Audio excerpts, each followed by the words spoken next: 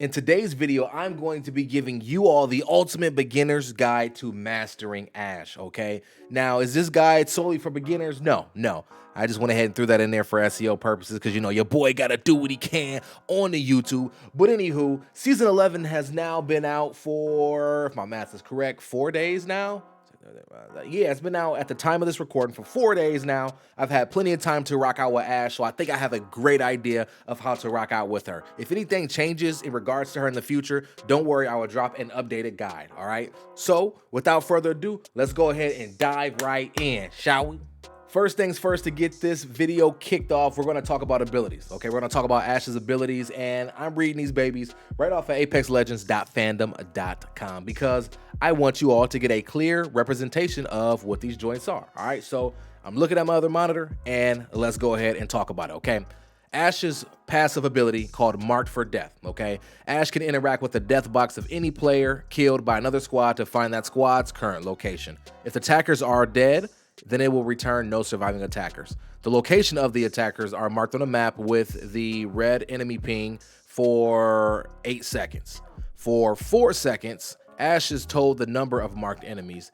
Those enemies are notified, position revealed by Ash on their heads-up display or HUD, okay? Now, it has a little -10 sign or the little wavy sign before 8 seconds and before 4 seconds, so I think that means less than. I have no idea. Come on now, it's me, right? Moving on, Ash's map screen displays a marker over every death box that is less than 200 seconds old. She can use these markers to ping them from any distance, okay? Moving on to her tactical ability. I almost said arc ability. What the heck? Her tactical ability, arc snare, okay? Unlike other projectiles, the trajectory is a straight line, but the travel bead, guys, I can't talk, forgive me, it's Friday or Saturday, I don't even know what day it is, but we kicking it. Anywho, the travel speed is very slow. The radius is 4 meters, and you guys just heard Slack in my background. Gosh, you gotta love when work comes in on the weekend. Anywho, back to the video. The radius is 4 meters. The first enemy to enter takes 10 damage and is snared for around 3 seconds. Deals double damage against shields, and it lasts up to 5 seconds if no target is snared, all right? And her final ability, her ultimate ability, is called Phase Breach. Ash immediately enters the phase tear upon activation. The max range is 62.5 meters, and it can last up to 15 seconds, all right? And this is when she tears open a one-way portal to a targeted location. Now that we went ahead and went over all of Ash's abilities, let's talk about the best ways to play Ash, all right? And all her abilities intertwine in what I have to say, all right? So stay tuned right here. When you play Ash, you want to be the entry frag, okay? With her kit, like her passive ability that can literally hunt down enemies, and a tactical that can halt movement, making somebody a sitting duck for a period of time, or making somebody scatter like a bunch of roaches when you hit them with a flashlight. I hope that's never happened to you, but I digress. Yeah, come on. It speaks for itself, right? It speaks for herself. So you should definitely be in a position where you are planning the attack and you are the entry frag, right? You might want to communicate with your homeboys, homegirls, homies, right? You might want to communicate with them and say, look, all right, you know, Watson in the back, yo, let's team shoot the Watson. I'm gonna hit her with an arc snare. Catch that Watson. Lacking, team shot, easy 3v2 situation, right? Shucks, what was I about to say? Oh, yes, I had lost my train of thought, but we back. Utilizing her passive ability, you might be able to stop yourself from getting third party, right? You might pull up to a location, or it wouldn't be third party, but you might pull up to a location, right? You see death boxes, you hit the death box and see that there are enemies within your proximity that have been just looking at you, waiting to team shot either you or your homies. You know what I'm saying? So now you all can reposition, you all can regroup and get ready for a fair 3v3 fight and not get picked off. Because let's face it, when you get team shotted, there is no worse feeling in the world. Reason being is because, you know, there ain't nothing you can do. You can't do nothing against getting team shotted. So I love her passive ability in that regard. Or if you are just fragging out with the homies, then you can go ahead and see who the next team is that you're going to hunt down and try to put into the dirt. Now, in regards to Ash's ultimate ability, the Phase Breach, right?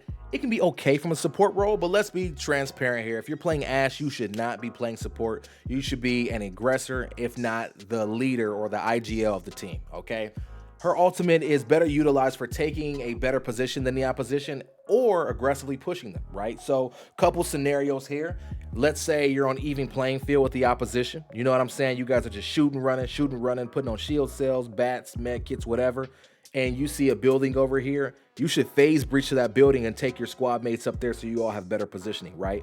Or if you find yourself in a position like this, so for example, when I first started playing Ash, one of my first few matches with her, there was an enemy, or not an enemy, a full team, a full 3-stack. I don't know if they were a 3-stack, but a full team sitting up on a bunch of rocks. And me and my homies was down in the valley. So since we were down and they were high, what I did was I retreated. I went ahead and phase breached around them to the left side, right? Started taking shots, got a nice knockoff. My other 2 homies peeled around to the right side, came up, and it was an easy 3v2 clean up, right? So utilizing her ultimate in ways like that is very, very useful, right? Or worst case scenario, if you're in a fight, you know what I'm saying? You scrapping it out with some cats, you get a knock on them, they get a knockback on you, you get a res off, and then a third party comes in, phase breach out of there, right? Get out of there, get out of there, get out of there. Make the call, you know what I'm saying? Let everybody know, hey, we out, shing, shing, shing, and get on up through. Give yourself an opportunity to regroup, figure out the situation, you know what I'm saying, and decide if you want to re-engage or get the heck out of there and move to the ring, you know? Now, in regards to some of the best loadouts to rock with Ash, okay, if you're playing aggressive, which I would hope you're playing aggressive, I would do something along the lines of like an SMG shotty, right? I like rocking, it used to be the R9, right? The R9 used to be my baby, but now I'm really starting to vibe with the car, especially but from an economic standpoint, I'm really vibing with the car as of recently. And I'll pair that with something like the Eva or the Peacekeeper because, hey, the Peacekeeper is back clapping cheeks, baby. If you ain't with it, you need to make sure you get with it, all right? So I will rock something like that, get a nice knock, you know what I'm saying? Go ahead and obstruct maybe a walkway or, for lack of better terms, a a push lane. That's what I was trying to say, right? If there's a lane where the opposition can push me, you know what I'm saying? I go ahead and block that off with an arc snare, regroup, put a quick bat on, and be ready to fight yet again. You know what I'm saying? Or get a quick knock in, let me phase breach out of here, pop that bat, put on that med kit, do what I need to do to reposition, and be ready to take care of business in that 3v2 situation, you know? And in terms of passive play, again, you really should not be passive when you're rocking Ash. I mean, you shouldn't be, right? You shouldn't be. But let's say you are. Let's say you're in a pred lobby and you're just doing some crazy stuff, or you just got to play sweaty. You know what I'm saying? Maybe I would rock something like SMG Sniper. You know what I'm saying? Now that the triple take is back floor loot, I would do something like maybe Vault triple take, especially from like an ammo economy. You know what I'm saying? Or I will rock something like, triple take car, or something along the lines of that, you know? Again, being passive with Ash really isn't the most ideal thing in the world, but if you're forced in that position, pretty much pairing dang near anything with the triple take, I mean, again, back floor loot, such a viable weapon, so consistent and so nice, I mean, you should be good to go. And lastly, folks, I want to give you all just some things to keep in mind when you're rocking out with Ash, okay? First things first, Ash's ult can't take you anywhere and everywhere. I learned that the hard way. I tried to phase breach through a window, doesn't work. I tried to phase breach up to this rock that I thought I can get to, wouldn't work, right? The way that the phase breach works is like there's like an area, like a circular area on the ground, and it will only take you to where that circular area will allow you. My initial thought was, why not just, why not allow, gosh, I'm losing my train of thought here. Why not allow the slash to be almost anywhere, right? If I'm looking up at that rock, why can't I slash towards it and phase breach, 60 meters that way? But look, that's just not the way she's designed, at least at this point in time. So make sure when you do phase breach, do it with intent and purpose, okay? This could be utilized in ways like sneaking out of the storm, What did I just say? Sneak it out of the, I don't know. Let me bring that back a little bit. Like sneaking out of the storm. Gosh, I gotta speak a lot slower. Directly to like high ground or something of that nature, so you and your homies are safe. You can use it to take advantage of a nasty third-party opportunity. You know what I'm saying? If you're rolling up on a fight, so that way you all don't have to spearhead the third party, you guys might be able to, find some high ground or position around and hit a third party from an angle that the opposition wouldn't expect, and things of that nature, right? Just don't be throwing it out for no reason. It doesn't recover fast enough for that. It does have a pretty quick recharge time, but it's nothing that is like mind-blowing, right? 2 minutes for the recharge time, and 2 minutes can be a long time, especially when things get sweaty. Building off of my last point, don't worry about saving your portals too much in fights, okay? Especially the sweaty ones, right? Always be thinking, how can I use this to give us the advantage, okay? Know that you can almost one-up the enemy in every single fight with her ability. Like, truthfully, trust me, Trust me, right? I've been able to take somebody out, retreat, and then put on a quick bat, re-engage from maybe a different angle, and catch cats lacking. I've been able to do stuff that I've had no business doing, especially in terms of third parties, right? Like I've had opportunities where I was the last legend on my team alive. I don't know what else to call it, right? I was the last person alive, you know what I'm saying? And there were several teams of 3 just skirmishing, getting after it. And I would literally run in, get a knock, phase breach out, you know, heal up, do what I need to do, come in from a different position, beat up some more cats. Again, play it smart, play it strategically. Typically, I would pop like an ultimate accelerant. You know what I'm saying? And I could phase breach back out. And I would rinse and repeat doing that, and I would be able to get a kill after kill, and I'm just laughing. These teams are like, man, what's going on? You know, like, I think Ash can be deadly, especially on the rat scene. Like, whoo. And lastly, think about this. Her kit does take a little bit of time to actually proc, okay? The arc snare is super slow. It's super slow, okay?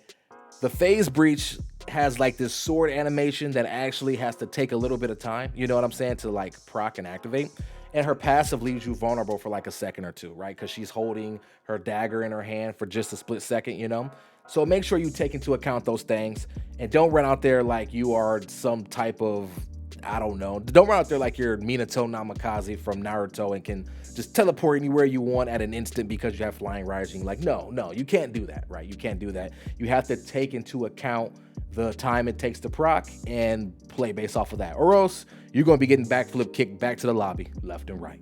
And folks, that's all that I have for you on this video, Mastering Ash. I really hope I provided some value to you all. Again, I apologize for just the over rambunctiousness and the goofiness. Like, it's the end of the week. Your boy is tired. The stuttering is in full effect. It's crazy. But I hope you learned something from this video. If you did, do me the biggest favor, slap that sub button for more content to come in the future.